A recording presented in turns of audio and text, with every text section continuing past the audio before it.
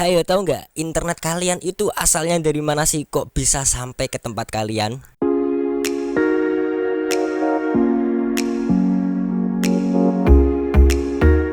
Assalamualaikum teman-teman, jumpa lagi bersama saya Ardi yang pastinya di Sinau PC. Dan di video kali ini kita mau ngebahas mengenai internet dan juga perangkat-perangkat internet nih. Nah, namun sebelum itu aku mau ingetin lagi nih buat teman-teman yang belum subscribe dan juga baru nemuin channel ini. Aku saranin banget buat teman-teman untuk tekan dulu tombol subscribe-nya dan juga bunyiin loncengnya biar teman-teman tidak ketinggalan info dan juga update terbaru menarik lainnya yang pastinya bermanfaat dari channel Sinau PC. Nah, siapa nih yang masih suka salah nyebut kalau lihat benda yang satu ini? Apa ada yang masih nyebut ini wifi? Ya, walaupun nggak sepenuhnya salah juga, karena kalau ada alat ini di sekitar kalian itu artinya akan ada jaringan wifi. Tapi bukan berarti kita harus tutup mata dong ya. Kalau ada yang salah itu harus kita benerin. Dan masih banyak lagi sebenarnya istilah-istilah yang sebenarnya salah tapi sudah terlanjur menjamur, seperti pasang wifi, kemudian provider wifi. Nah, apalagi? Nah, jadi kali ini kita mau ngebahasnya, tapi kali ini kita akan ngebahasnya dari ujungnya terlebih dahulu, yaitu internet. Jadi internet atau interconnect network adalah sebuah jaringan yang saling terhubung, sebuah jaringan komputer yang saling terhubung secara internasional di seluruh dunia di lingkup planet bumi kita tercinta ini.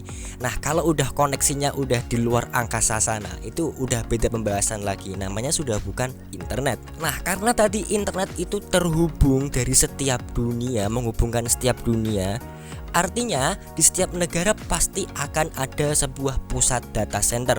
Kalau di Indonesia ini ada IDC atau Indonesian Data Center yang tepatnya itu ada di Jakarta, kemudian juga ada di Makassar dan juga ada di Batam.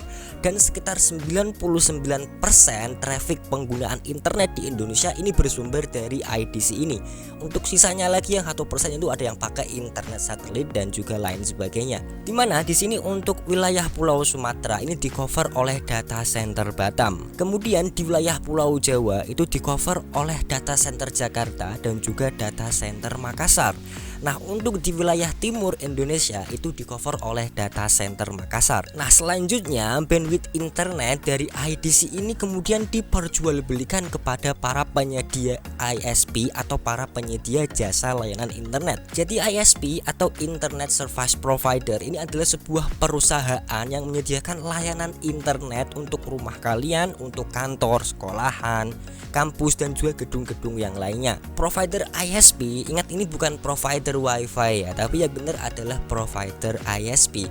Nah, provider ISP ini ada banyak banget contohnya, bisa ada IndiHome, kemudian ada iConnect, ada juga Biznet, ada MNC, ada First Media dan yang lain sebagainya. Nah, kebanyakan ISP yang aku sebut tadi itu kebanyakan sudah menggunakan kabel FO atau kabel fiber optik, dan ada juga untuk provider seluler seperti Telkomsel, kemudian ada Indosat, Tri, XL dan juga lain sebagainya. Nah, setelah melalui penyedia ISP tadi atau penyedia layanan internet tadi, baik lewat jalur kabel FO atau fiber optik ataupun juga lewat tower BTS yang untuk selulernya, itu diperlukan sebuah alat agar kita bisa terkoneksi ke internet, yaitu adalah modem atau modulator demodulator. Jadi modem ini akan mengirimkan data dari internet sana tadi yang datanya masih berupa sinyal analog, kemudian oleh modem ini akan dikonvert atau dirubah menjadi sinyal digital sebelum sampai ke device kita, sebelum sampai ke laptop, komputer maupun smartphone kita. Begitupun juga sebaliknya, kalau kita ingin mengirimkan sebuah data di internet, maka modem ini akan berperan untuk merubah data dari device kita, dari laptop, komputer, smartphone kita yang tadinya berbentuk sinyal digital kemudian akan dirubah ke sinyal analog untuk kemudian ditumpahkan atau dilewatkan ke jaringan internet tadi. Nah, jenis dari modem ini ada banyak. Yang pertama ada modem dial up yang menggunakan jalur kabel telepon.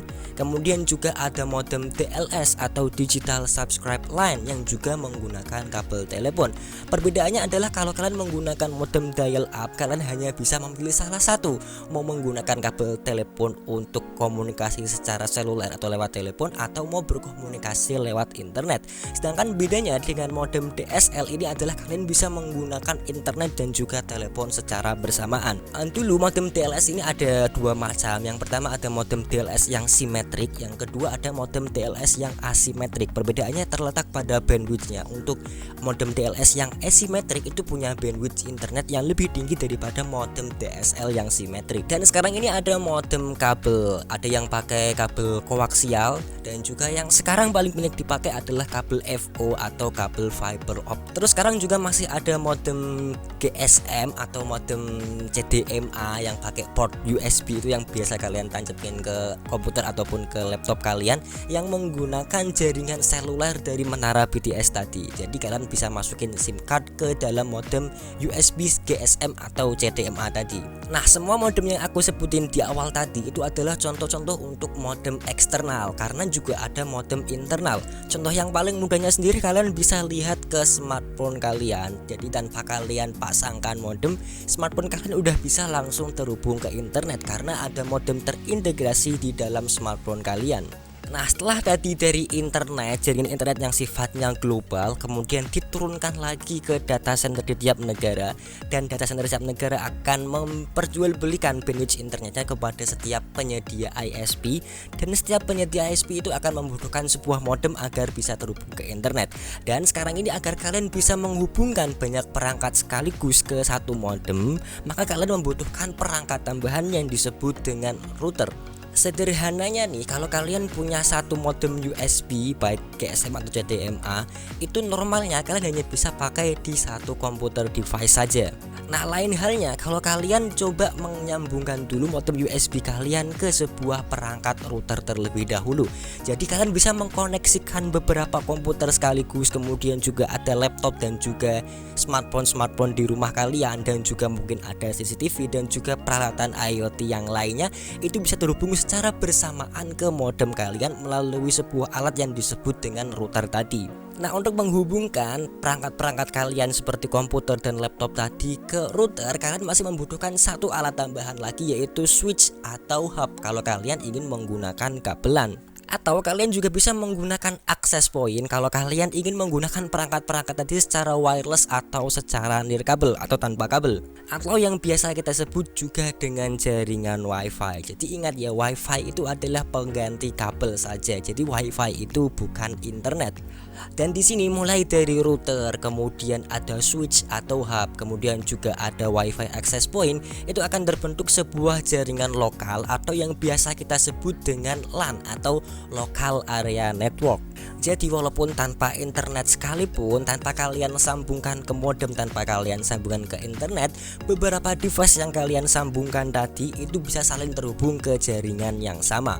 Nah, sekarang muncul pertanyaan baru nih. Kalau tadi kita membutuhkan banyak sekali alat, mulai dari modem, kemudian ada router, ada switch, dan juga ada WiFi access point, kenapa kalau kita berlangganan sebuah ISP yang datang hanya satu perangkat aja?